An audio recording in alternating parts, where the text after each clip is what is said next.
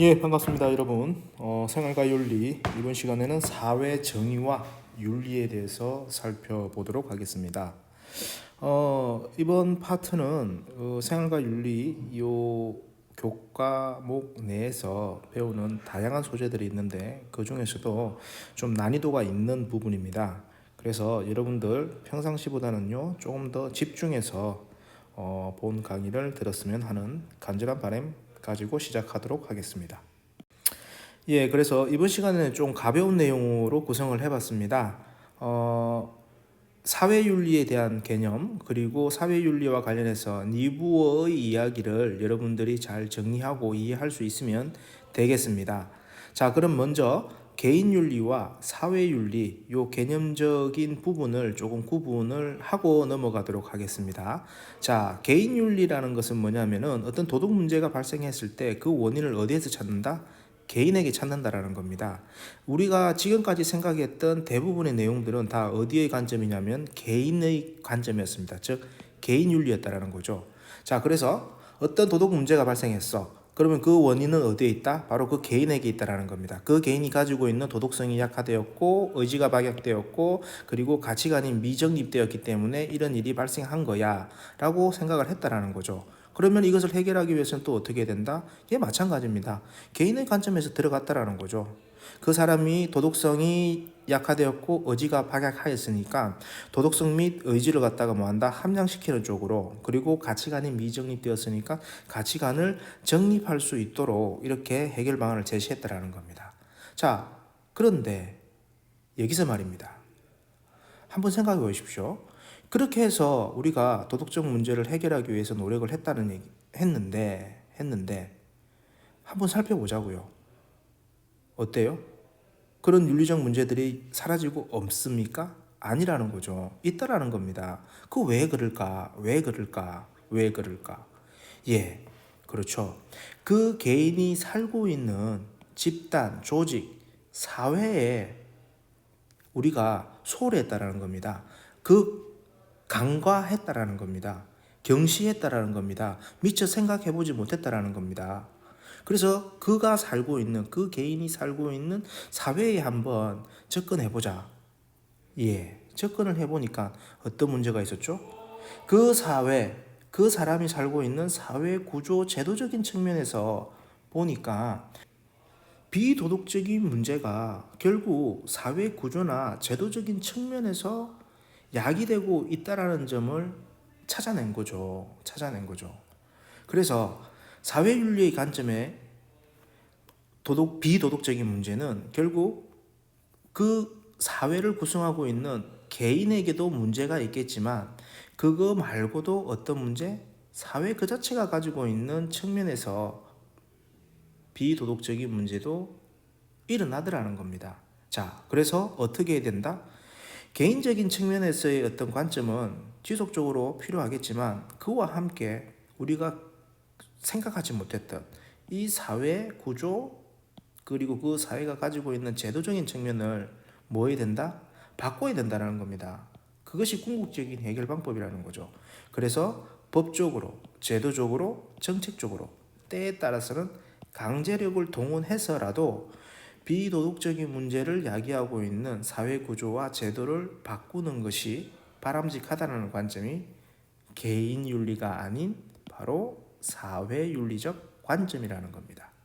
자, 이해되셨죠? 기존에는 어떤 비도덕적인 문제가 발생했으면은 그 개인에게만 책임을 묻고 따져 들어가려고 했는데 이게 생각해 보니까 그것 말고도 그 사람, 그 개인이 살고 있는 집단, 조직 여기에서도 어떻게 보게 되면은 비도덕적인 문제를 야기할 수 있는 측면이 있었다라는 겁니다. 그래서 그 비도덕적인 문제를 야기하게 되는 집단 사회가 가지고 있는 그 문제점을 찾아서 해결하자는 관점이 바로 사회윤리적 관점이 되겠습니다. 자, 이와 관련해 가지고 우리가 구체적인 예를 한번 생각해 봅시다. 우리 친구들 층간소음으로 인해 가지고 발생하는 조금 좋지 못한 소식들을 접할 수 있을 겁니다. 층간소음. 아파트에서 자주 일어납니다. 공동주택 시설에서 층간소음으로 인해 가지고 이웃 간의 다툼, 심지어는 이웃을 살해하는 그런 비극적인 사태가 발생을 한다라는 거죠. 자, 이 비도덕적인 문제를 개인윤리적 관점에서 보게 되면은 그 원인은 누구에게 있다? 그 개인에게 있는 겁니다. 그런데 그 개인에게 문제가 있기 때문에 그 개인으로 하여금 이래서는 안 돼, 이래서는 안 돼라고 얘기를 할지언정 이게 안 된다라는 거죠. 해결이 안 된다라는 거죠. 그래서 사회윤리적 관점에서 이 층간소음 문제를 분석해 보게 되면요, 일단 관련된 법과 제도, 정책을 마련해서 층간소음과 관련된 부분을 아예 건절을 시켜버려야 된다는 겁니다. 어떻게 건절시킬 수가 있겠죠? 예, 일단 주택 시설, 공동주택 시설을 건설하는 과정에서 층간소음이 발생하지 않게끔 제도적으로 보완을 할 수 있는 그런 설비를 만드는 것을 의무화시킨다는 그런 관점이 될 수도 있겠죠. 그리고 또 그렇게 했음에도 불구하고 층간소음이 발생할 수도 있겠죠. 그러면 어떻게 되죠? 예, 층간소음에 따르는 법적인 어떤 기준을 마련하는 겁니다. 나는 조심한다고 하는데 실제로 그 피해를 입은 사람을 와가지고 왜 자꾸 나를 이렇게 힘들게 하느냐라고 하면은 그 상대를 배려해가지고 층간소음 조심했던 사람도 상당히 좀 황당할 거잖아요. 그러면은 화도 날 수 있겠죠. 그러면 또 이웃 간에 다툼이 일어나겠죠. 자, 이런 분쟁을 막기 위해서 어떤 기준치를 딱 정한다는 거. 이런 관점에서 문제를 해결한다라는 겁니다. 그게 뭐다? 바로 사회윤리적 관점이라는 겁니다. 자, 그래서 이제 사회윤리와 관련해서 유명한 사상가죠. 니부어입니다. 니부어는 이 사회윤리와 관련해 가지고 도덕적 인간과 비도덕적 사회라는 이제 글을 썼습니다. 이 글에서 나타난 면들, 사회윤리와 관련된 면들을 다시 한 번 더 정리해 보도록 하겠습니다. 자, 니부어는 이렇게 얘기합니다. 인간이 아무리 도덕적일지라도 사회는 뭐하다? 비도덕적일 수 있다. 여기서 말하는 인간이라는 것은 개인적인 인간인 거고요. 이 사회는 이제 이러한 개인들이 모여 있는 집단을 의미하는 겁니다. 자, 그래서 사회의 비도덕성. 왜 사회가 비도덕적일 수 있지? 이런 부분들을 언급을 하면서 구체적으로 이제 이런 예들을 드는 거죠. 집단의 이기심과 개인의 이기심. 자, 한번 생각해 봅시다.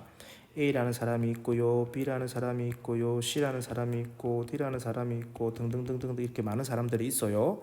자, 이 사람들이 다 도덕적입니다. 다 도덕적이에요. 다 도덕적이에요.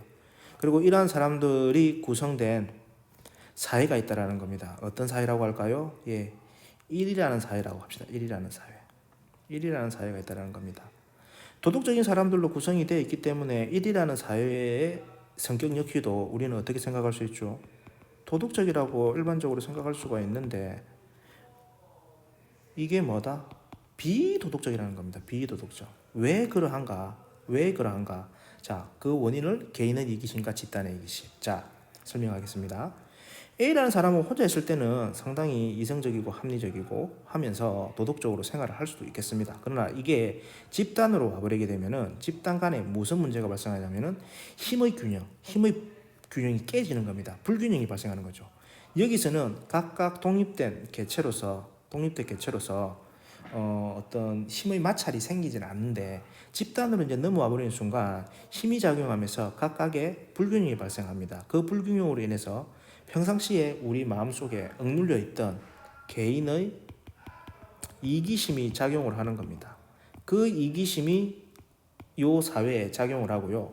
그 다음에 1이라는 이 사회 집단만이 전체에 존재하는 것이 아니라 2라는 사회 집단도 있고 3이라는 사회 집단도 있고 4라는 사회 집단도 있고 다양하게 이렇게 있다라는 겁니다. 다양하게. 그러면 이 역시도 집단과 집단 사이에서도 뭐가 발생하냐면요. 바로 살기 위해서, 이겨내기 위해서, 살아남기 위해서 집단 이기심이 발생한다라는 겁니다. 집단 이기심. 이 말이 지금 설명됐던 이 부분이랍니다. 이러한 부분이 작용하기 때문에 그 사회는 비도덕적일 수 있다라는 겁니다.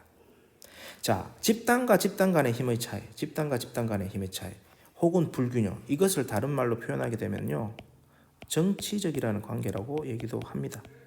여러분들 문제를 풀 때, 선지를 풀 때 이런 단어 나오게 되면은 심의 차이, 불균형 이렇게 해석을 해서 사회윤리의 관점에서는 이해를 하시면 될 것 같습니다. 자, 그래서 인간이 아무리 도덕적일지라도 사회는 비도덕적일 수 있다. 그래서 그 사회에 대해서 뭐 해야 된다? 관심을 가져야 되는 거죠. 그래야지 우리가 비도덕적인 문제를 최소화시킬 수 있으니까요. 그래서 해결 방법을 어떻게 전제하고 있습니까? 앞서 같은 맥락이죠. 개인적인 측면과 함께 사회제도적인 측면, 사회제도적인 측면으로서는 법, 제도, 정책과 같은 강제력을 띄울 수 있다라고 얘기합니다. 심지어는 뭐하죠? 비합리적인 수단이라는 것은 폭력도 가능한 겁니다. 폭력만 가능할까요? 아닙니다. 전쟁도 가능하다는 얘기입니다. 이게 가능하다는 거예요. 사회제도적 측면에서는 문제를 해결하기 위해서는 법, 제도, 정책과 같은 강제력이 동원이 되어야 되고 그 다음에 경우에 따라서는 비합리적인 방법으로서의 폭력과 전쟁도 가능하다는 겁니다. 기존에 생각해왔던 우리 도덕윤리적 관점에서 반하는 내용들이죠. 그래서 여러분들이 잘 틀리는 부분입니다. 반드시 기억하셔야 됩니다. 근데 조건이 있죠. 이런 것을 쓰기 위해서는 뭐 해야 된다? 합리적인 범위 내에서 결정이 이루어져야 된다는 겁니다. 강제력을 쓰겠다, 비합리적인 방법으로서 폭력과 전쟁을 사용하겠다, 결정하기 앞서서 뭐 해야 된다? 합리적인 범위 내에서 생각하고 사고하고 이루어져야 된다는 겁니다. 자, 그래서 어떻게 얘기하죠? 대부분이 인정할 수 있는 범위 내에서, 대부분의 사람들이 인정할 수 있는 범위 내에서 강제력이 동원돼야 되고 폭력이 행사돼야 되고 전쟁이 이루어져야 된다는 겁니다. 그리고 그 기저에는 선의지라는 것이 반드시 존재해야 된다는 겁니다. 그래서 선의지의 통제를 벗어나서는 안 된다. 그렇게 얘기를 하고요. 더불어서 뭐하죠?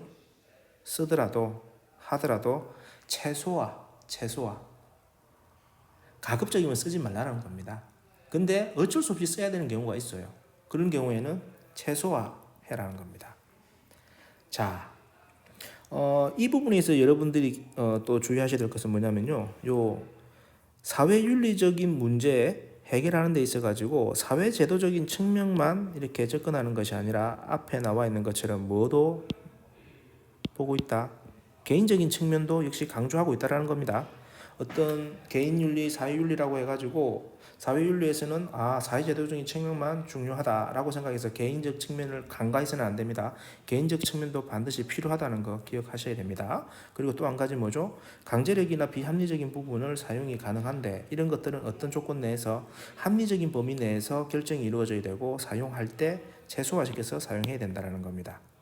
이 정도로 여러분들이 사회윤리와 관련된 내용은 정리한다면 크게 문제가 없을 듯 합니다. 수고하셨습니다.